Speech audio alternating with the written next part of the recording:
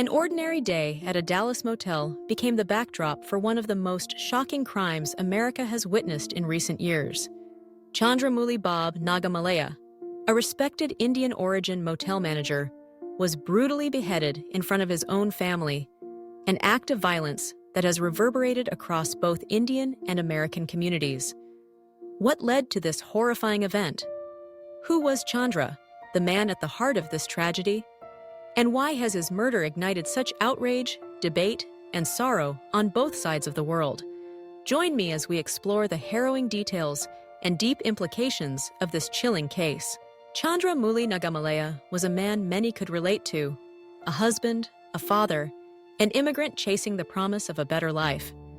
Born and raised in Bengaluru, India, Chandra attended Indiranagar Cambridge School and National College in Basavanagudi. He was not born into privilege or ease. His journey was marked by relentless effort and ambition. In Bengaluru, he tried his hand at small businesses, running paying guest accommodations and other ventures, always with an eye on providing for his loved ones and building a brighter future. But like countless others from his homeland, Chandra yearned for more. Around 2018, he made the life-altering decision to move to the United States, seeking new opportunities for himself and his family.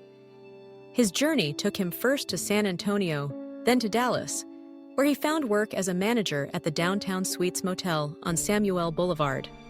There, with his wife Nisha and teenage son Gaurav by his side, Chandra set about constructing the classic American dream, one rooted in hard work, perseverance, and hope. To his neighbors, colleagues, and friends, he was known for his politeness, professionalism, and above all, his devotion to his family. But on September 10, 2005, that dream was shattered in the most unimaginable way.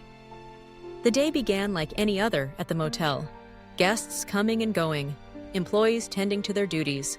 But then, a seemingly minor issue spiraled into an act of staggering brutality. The spark? A broken washing machine. Chandra had instructed a female worker at the motel not to use the faulty appliance. Present at the scene was another employee, Yordanis Cobos-Martinez, a 37-year-old Cuban national. Because Chandra did not speak Spanish, he asked the woman to translate his request to Cobos-Martinez. It was a simple, everyday act in a multilingual workplace, but for Cobos-Martinez, it was a slight, a perceived insult that quickly festered into rage. What happened next defies comprehension. According to police reports, Cobos-Martinez left the scene, only to return moments later brandishing a machete. Chandra, sensing imminent danger, ran toward the motel office, where his wife and son were. In those frantic seconds, Nisha and Gaurav tried desperately to protect him, but Cobos-Martinez, consumed by fury, forced them aside.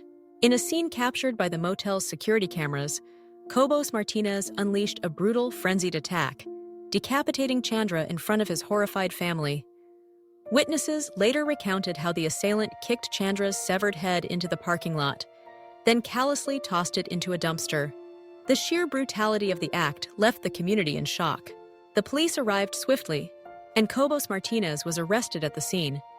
He reportedly confessed to the killing without hesitation, and now faces a capital murder charge. In Texas, such a charge carries the gravest of penalties, life without parole, or even the death sentence. For Chandra's wife Nisha and his son Gaurav, the trauma is beyond words. Not only did they lose a beloved husband and father, but they were also forced to witness the unspeakable violence firsthand. The Indian consulate in Houston quickly offered support, while friends, relatives, and strangers rallied around the devastated family.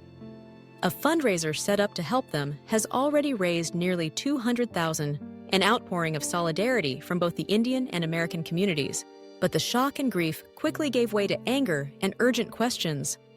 How could something so horrific happen over a broken washing machine? And more importantly, who was the man responsible for this atrocity? Yordanis Cobos-Martinez was not simply a disgruntled employee. He was an undocumented immigrant from Cuba, with a lengthy and violent criminal record. His past convictions included carjacking, assault, and charges of indecency with a child, offenses that should have raised red flags. U.S. immigration authorities had already issued a removal order against him.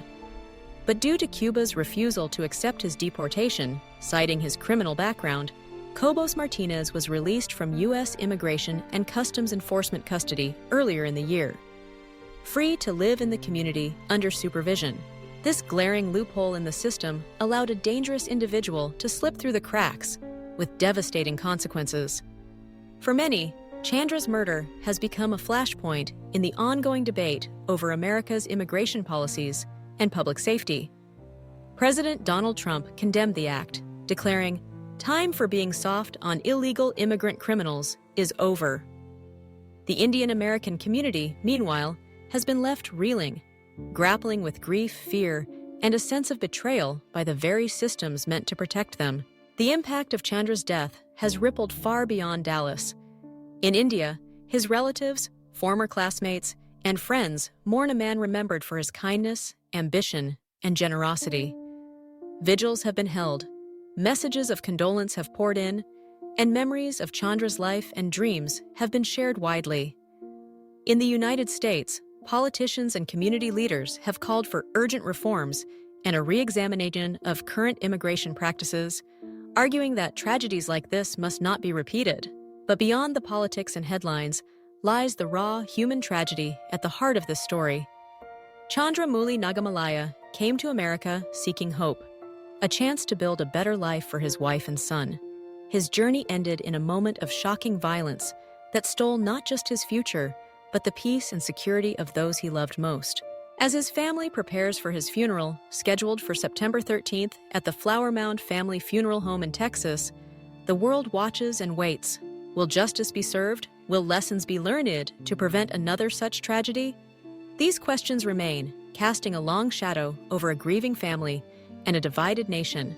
Chandra's story is a sobering reminder of the fragility of life, the flaws in systems meant to safeguard us, and the depths of cruelty one person can inflict on another.